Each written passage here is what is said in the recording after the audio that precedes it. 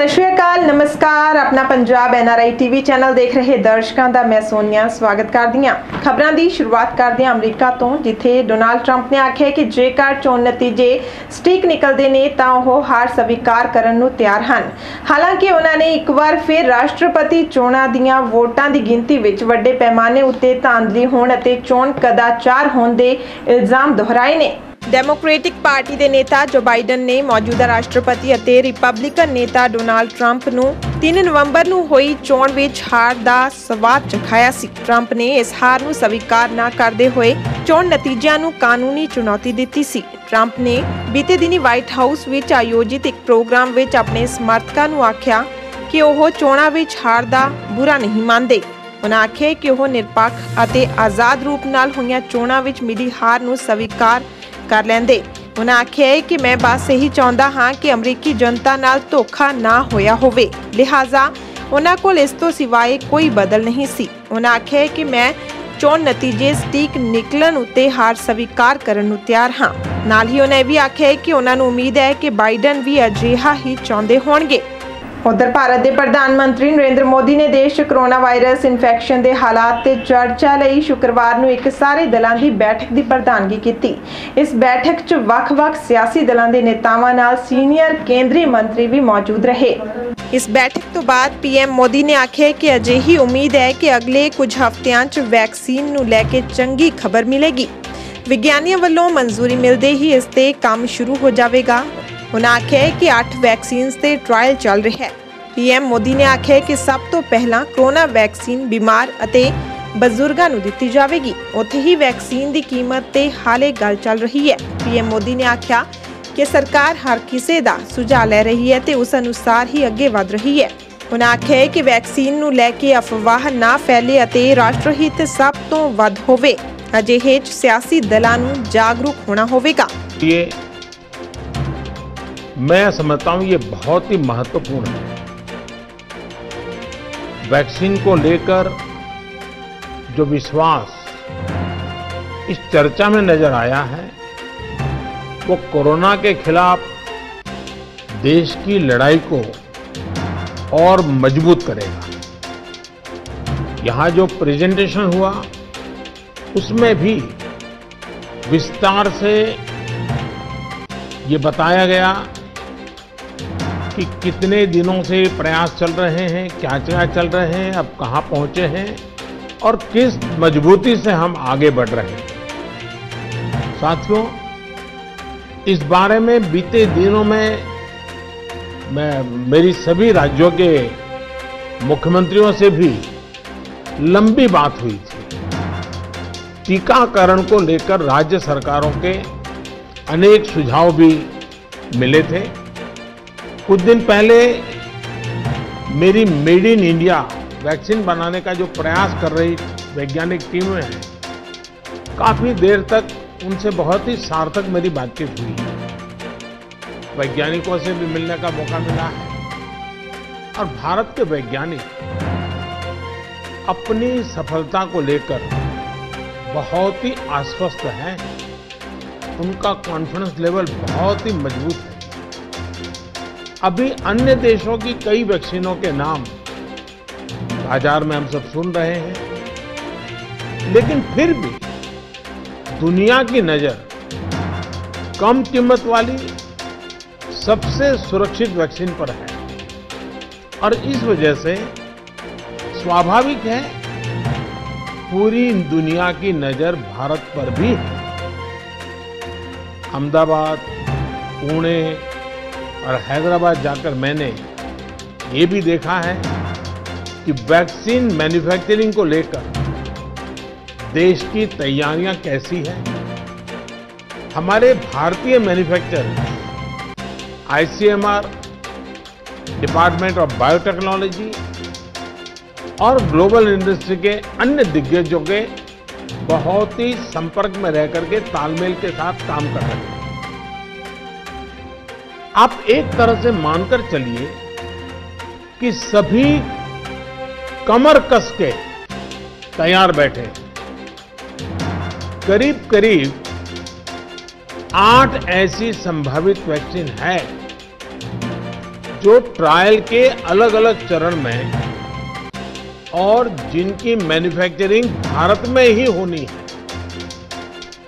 जैसा यहां चर्चा में भी बात आई, भारत की अपनी 3 अलग अलग वैक्सीन का ट्रायल अलग अलग चरणों में है। एक्सपर्ट्स ये मानकर चल रहे हैं कि अब कोरोना की वैक्सीन के लिए बहुत ज्यादा इंतजार नहीं करना पड़ेगा। माना जा रहा है कि अगले कुछ हफ्तों में कोरोना की वैक्सीन तैयार हो जाएगी। जैसे ही वैज्ञानिकों की हरी झंडी मिलेगी, भारत में टीकाकरण अभियान शुरू कर दिया जाएगा।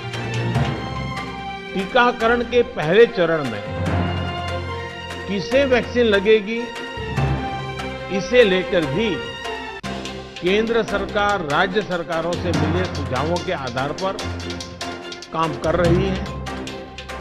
इसमें प्राथमिकता कोरोना के मरीजों के इलाज में जुटे health care workers, frontline workers और जो पहले से गंभीर बीमारियों से जूझ रहे हैं, वैसे बुजुर्ग लोगों को दी जाएगी। साथियों, वैक्सीन के डिस्ट्रीब्यूशन को लेकर भी केंद्र और राज्य सरकार की टीमें मिलकर के काम कर रही हैं। भारत के पास वैक्सीन डिस्ट्रीब्यूशन एक्सपर्टाइज और कैपेसिटी भी है। दुनिया के अन्य देशों के मुकाबले इस क्षेत्र में हम बहुत बेहतर हैं। हमारे पास टीकाकरण के लिए दुनिया का बहुत बड़ा और अनुभवी नेटवर्क भी मौजूद है। इसका पूरा लाभ उठाया जाएगा। जो कुछ अतिरिक्त कोल्ड चेन इक्विपमेंट, अन्य लॉजिस्टिक की जरूरत पड़ेगी, राज्य सरकारों की मदद से उसका भी आकलन हो रहा है। कोल्ड चेन को और मजबूत करने के लिए भी साथ ही साथ अनेक नए प्रकल्प भी चल रहे हैं, कई और नए प्रयास भी चल रहे हैं। भारत ने एक विशेष सॉफ्टवेयर भी बनाया है, कोविन, जिसमें कोरोना वैक्सीन के लाभार्थी वैक्सीन के उपलब्ध स्टॉक और स्टोरेज से जुड़ी रियल टाइम इंफॉर्मेशन रहेगी। भारत में कोरोना वैक्सीन की रिसर्च से जुड़े दायित्व के लिए विशेष टास्क फोर्स का गठन किया गया और वैक्सीन से जुड़े अभियान का दायित्व नेशनल एक्सपर्ट ग्रुप को दिया गया है। इसमें टेक्निकल एक्सपर्ट्स हैं, केंद्र सरकार के संबंधित मंत्रालयों और विभागों के अधिकारी हैं, प्रत्येक जोन के हिसाब से राज्य सरकारों के भी प्रतिनिधि हैं। ये नेशनल एक्सपर्ट ग्रुप राज्य सरकारों के साथ मिलकर के काम कर रहा है। राष्ट्रीय और स्थानीय हर जरूरत के मुताबिक फैसले नेशनल एक्सपर्ट ग्रुप द्वारा सामूहिक तौर पर लिए जाएंगे। साथियों, वैक्सीन की कीमत कितनी होगी, इसे लेकर भी सवाल स्वाभाविक है। केंद्र सरकार इस बारे में राज्य सरकारों के साथ बात कर रही है। वैक्सीन की कीमत को लेकर फैसला जन स्वास्थ्य को सर्वोच्च प्राथमिकता देते हुए किया जाएगा और राज्य सरकारों की इसमें पूरी सहभागिता होगी। साथियों, एक राष्ट्र के रूप में भारत ने जो फैसले लिए, जिस प्रकार भारत ने तेजी से वैज्ञानिक तरीकों को अपनाया, उसका परिणाम आज दिख रहा है। भारत आज उन देशों में है जहां पर प्रतिदिन टेस्टिंग बहुत ज्यादा हो रही है। भारत आज उन देशों में है जहां पर रिकवरी रेट भी बहुत ज्यादा है। भारत उन देशों में भी शामिल है जहां पर कोरोना की वजह से होने वाली मृत्यु दर इतनी कम है। भारत ने जिस तरह कोरोना के खिलाफ लड़ाई को लड़ा है, वो प्रत्येक देशवासी की अदम्य इच्छा शक्ति को दिखाता है। विकसित देशों, अच्छे मेडिकल इंफ्रास्ट्रक्चर वाले देशों की तुलना में भी भारत ने इस लड़ाई को कहीं बेहतर तरीके से लड़ा है और अपने ज्यादा से ज्यादा नागरिकों की जान बचाई है। हम भारतीयों का संयम, हम भारतीयों का साहस, हम भारतीयों का सामर्थ्य इस पूरी लड़ाई के दौरान अतुलनीय रहा है, अभूतपूर्व रहा। हमने सिर्फ अपने ही नागरिकों की चिंता नहीं की, बल्कि हमारे देशों के नागरिकों को भी बचाने का हर प्रयास, अन्य देशों के साथ मदद करने का भी काम, हर संभव प्रयास किया। साथियों, फरवरी मार्च की आशंकाओं भरे, डर भरे माहौल से लेकर आज दिसंबर के विश्वास और उम्मीदों भरे वातावरण के बीच भारत ने बहुत लंबी यात्रा तय की। अब जब हम वैक्सीन के मुहाने पर खड़े हैं, तो वही जन भागीदारी, वही साइंटिफिक अप्रोच, वही सहयोग आगे भी बहुत जरूरी है। आप सभी अनुभवी साथियों के सुझाव भी समय समय पर भी इसमें प्रभावी भूमिका निभाएंगे। आप सभी जानते हैं कि जब भी इतना व्यापक टीकाकरण अभियान चलता है, तो अनेक प्रकार की अफवाहें भी समाज में फैलाई जाती हैं। ये अफवाहें जनहित और राष्ट्रहित दोनों के विरुद्ध होती है। इसलिए हम सभी दलों का ये दायित्व है कि देश के नागरिकों को ज्यादा से ज्यादा जागरूक करें, उन्हें किसी भी अफवाह में बचाएं। इसके साथ ही हम जानते हैं दुनिया में जिस प्रकार से कर्व बदल रहा है और चित्र कहां से कहां जाएगा कोई कह नहीं सकता है। और ऐसे में हमारे जो प्रूवन रास्ते हैं, प्रूवन हथियार है, उसको हमने कभी भी छोड़ना नहीं है। और इसलिए 2 गज की दूरी और मास्क के प्रति भी हम लोगों को लगातार सतर्क करते रहना है। देश ने अब तक जो प्राप्त किया है, किसी भी तरह की लापरवाही उसे नुकसान पहुंचा सकती है। मैं सभी राजनीतिक दलों के महानुभावों से आग्रह करूंगा, हर एक को आज बोलने का अवसर नहीं मिला है, लेकिन मेरी प्रार्थना है कि आप लिखित भेजिए। आपके सुझाव बहुत काम आएंगे, आपके सुझावों को गंभीरता से लिया जाएगा और योजना में वो भी बहुत पूरक होंगे। इन सभी आग्रह के साथ मैं आज आप सभी का बहुत बहुत आभार व्यक्त करता हूं।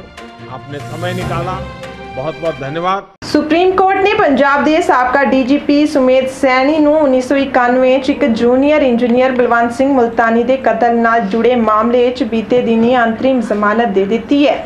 ਮਾਣਯੋਗ ਜੱਜ ਅਸ਼ੋਕ ਭੂਸ਼ਣ, ਜਸਟਿਸ ਆਰ ਸੁਭਾਸ਼ ਰੈਡੀ ਅਤੇ ਜਸਟਿਸ ਐਮ ਆਰ ਸ਼ਾਹ ਤੇ ਆਧਾਰਿਤ ਬੈਂਚ ਨੇ पंजाब ਅਤੇ हरियाणा हाई कोर्ट ਦੇ ਉਸ ਹੁਕਮ खिलाफ सैनी ਦੀ अपील ਪ੍ਰਵਾਨ ਕਰ ਲਈ, ਜਿਸ ਅਦਾਲਤ ਨੇ 29 ਸਾਲ ਪੁਰਾਣੇ ਮਾਮਲੇ 'ਚ गिरफ्तारी ਤੋਂ ਪਹਿਲਾਂ सैनी ਦੀ ਜ਼ਮਾਨਤ ਦੀ ਬੇਨਤੀ ਨੂੰ ਰੱਦ ਕਰ ਦਿੱਤਾ ਸੀ।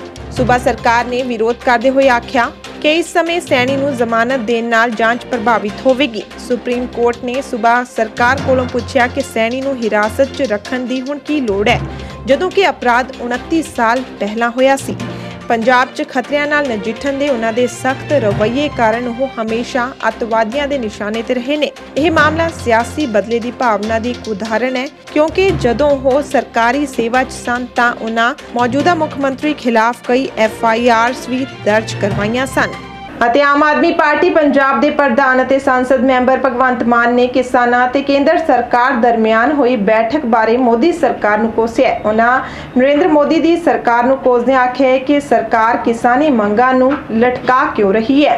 ਭਗਵੰਤ ਮਾਨ ਨੇ ਆਖਿਆ ਹੈ ਕਿ ਜੇਕਰ ਨੀਅਤ ਸਾਫ਼ ਹੋਵੇ ਤਾਂ ਇਸ ਕੰਮ 'ਚ ਸਿਰਫ 7 ਮਿੰਟ ਲੱਗਦੇ ਨੇ, ਨਾ ਕਿ 7-7 ਘੰਟੇ ਮੀਟਿੰਗਾਂ ਕਰਕੇ ਇਸ ਬੈਠਕ ਨੂੰ ਵਧਾਇਆ ਜਾਵੇ। ਉਹਨਾਂ ਆਖਿਆ ਹੈ ਕਿ ਬੀਜੇਪੀ ਦਾ ਇਹ ਗੈਰ ਮਨੁੱਖੀ ਵਿਵਹਾਰ ਹੈ ਤੇ ਕੜਾਕੇ ਦੀ ਠੰਡ 'ਚ ਬੈਠੇ ਕਿਸਾਨਾਂ ਦਾ ਕੇਂਦਰ ਸਰਕਾਰ ਪਤਾ ਨਹੀਂ ਇਮਤਿਹਾਨ ਲੈ ਰਹੀ ਹੈ। ਅੱਗੇ ਬੋਲਦਿਆਂ ਮਾਨ ਨੇ ਆਖਿਆ ਹੈ ਕਿ ਮੋਦੀ ਸਰਕਾਰ ਨੂੰ ਮਸਲਾ ਲਟਕਾਉਣ ਦੀ ਥਾਂ ਫਸਲਾਂ ਤੇ ਕਿਸਾਨਾਂ ਨੂੰ MSP ਤੇ ਖਰੀਦ ਦੀ ਗਰੰਟੀ ਨਾਲ ਖਰੀਦ ਨੂੰ ਕਾਨੂੰਨੀ ਰੂਪ ਦਿੱਤਾ ਜਾਵੇ। ਇਸ ਲਈ ਬਿਨਾਂ ਦੇਰੀ ਸੰਸਦ ਦਾ ਵਿਸ਼ੇਸ਼ ਇਜਲਾਸ ਸੱਦਿਆ ਜਾਵੇ। ਭਗਵੰਤ ਮਾਨ ਨੇ ਆਖਿਆ ਕਿ ਸਰਕਾਰ ਨੂੰ ਦੇਸ਼ ਭਰ ਦੇ ਕਿਸਾਨਾਂ ਅਤੇ ਵਿਰੋਧੀ ਧਿਰਾਂ ਦਾ ਸਾਹਮਣਾ ਕਰਨਾ ਤੇ ਜ਼ਮੀਨੀ ਹਕੀਕਤ ਤੋਂ ਭੱਜਣਾ ਨਹੀਂ ਚਾਹੀਦਾ। ਉਹਨਾਂ ਆਖਿਆ ਕਿ ਇਹ ਸਿਰਫ ਕਿਸਾਨਾਂ ਦਾ ਨਹੀਂ ਸਗੋਂ तमाम ਆੜ੍ਹਤੀਆਂ, ਟਰਾਂਸਪੋਰਟਰਾਂ, ਪੱਲੇਦਾਰਾਂ, ਮਜ਼ਦੂਰਾਂ, ਦੁਕਾਨਦਾਰਾਂ ਅਤੇ ਵਪਾਰੀਆਂ, ਕਾਰੋਬਾਰੀਆਂ ਦਾ ਹੋਂਦ ਨਾਲ ਜੁੜਿਆ ਹੋਇਆ ਮਸਲਾ ਹੈ, ਕਿਉਂਕਿ ਪੰਜਾਬ ਸਮੇਤ ਪੂਰਾ ਦੇਸ਼ ਖੇਤੀ ਪ੍ਰਧਾਨ ਦੇਸ਼ ਹੈ। ਪਰ ਕੇਂਦਰ ਸਰਕਾਰ ਦਾ ਮਕਸਦ ਇਹ ਹੈ ਕਿ ਵਪਾਰੀਆਂ ਤੇ ਕਿਸਾਨਾਂ ਵਿਚਕਾਰ ਦਰਾਰ ਪੈਦਾ ਕੀਤੀ ਜਾਵੇ। ਉਹਨਾਂ ਆਖਿਆ ਕਿ ਦੇਸ਼ ਦੇ ਕਿਸਾਨ ਖੇਤੀਬਾੜੀ ਕਾਨੂੰਨਾਂ ਨੂੰ ਲੈ ਕੇ ਚਿੰਤਿਤ ਨੇ। ਪੂਰੇ ਦੇਸ਼ ਦੇ ਕਿਸਾਨ ਦਿੱਲੀ ਚੱਲੋ ਮੁਹਿੰਮ ਦੇ ਤਹਿਤ ਰਾਜਧਾਨੀ 'ਚ ਅੰਦੋਲਨ ਲਈ ਦਿੱਲੀ ਦੀਆਂ ਸਰਹੱਦਾਂ ਤੇ ਪਰਿਵਾਰਾਂ ਸਮੇਤ ਪਹੁੰਚ ਚੁੱਕੇ ਨੇ। ਖੇਤੀਬਾੜੀ ਕਾਨੂੰਨਾਂ ਨੂੰ ਵਾਪਿਸ ਕਰਵਾਉਣ ਦੀ ਉਹਨਾਂ ਦੀ ਮੰਗ ਜਾਇਜ਼ ਹੈ, ਕਿਉਂਕਿ ਇਸ 'ਚ ਮੰਡੀਕਰਨ ਪ੍ਰਣਾਲੀ ਤਹਿਸ-ਨਹਿਸ ਹੋ ਜਾਵੇਗੀ ਅਤੇ ਲੋਕ ਸਭਾ ਤੇ ਰਾਜ ਸਭਾ ਵਿੱਚ ਵੀ ਇਸ ਬਿੱਲਾਂ ਦਾ ਜ਼ਬਰਦਸਤ ਵਿਰੋਧ ਹੋਇਆ ਸੀ।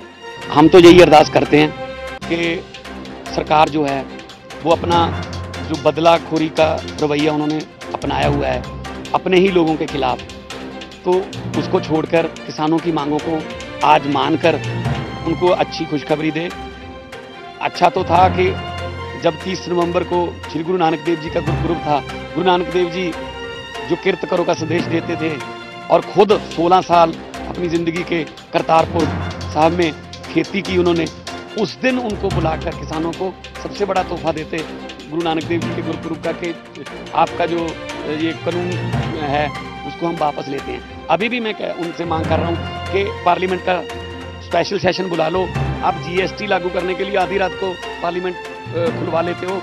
अब ये काले कानून वापस करने के लिए एक दिन के लिए सेशन बुला के इन कानूनों को वापस। ਇਹ ਸਨ ਸਾਡੀਆਂ ਅੱਜ ਦੀਆਂ ਖਬਰਾਂ। ਇਸੇ ਦੇ ਨਾਲ ਹੀ ਦੇਸ਼ ਦੁਨੀਆ ਦੀ ਹਰ ਖਬਰ ਨੂੰ ਆਪਣੇ ਦਰਸ਼ਕਾਂ ਤੱਕ ਪਹੁੰਚਾਉਣ ਦੇ ਲਈ ਆਪਣਾ ਪੰਜਾਬ NRI TV ਚੈਨਲ ਅਤੇ ਨਿਊਜ਼ਪੇਪਰ ਲਈ ਪੰਜਾਬ ਅਤੇ ਦੁਨੀਆ ਦੇ ਹਰ ਕੋਨੇ ਦੇ ਵਿੱਚ ਰਿਪੋਰਟਰਾਂ ਦੀ ਜ਼ਰੂਰਤ ਹੈ। ਵਧੇਰੇ ਜਾਣਕਾਰੀ ਲਈ ਸਾਡੇ WhatsApp ਨੰਬਰ +192933888833 ਤੇ ਸੰਪਰਕ ਕੀਤਾ ਜਾ ਸਕਦਾ ਹੈ।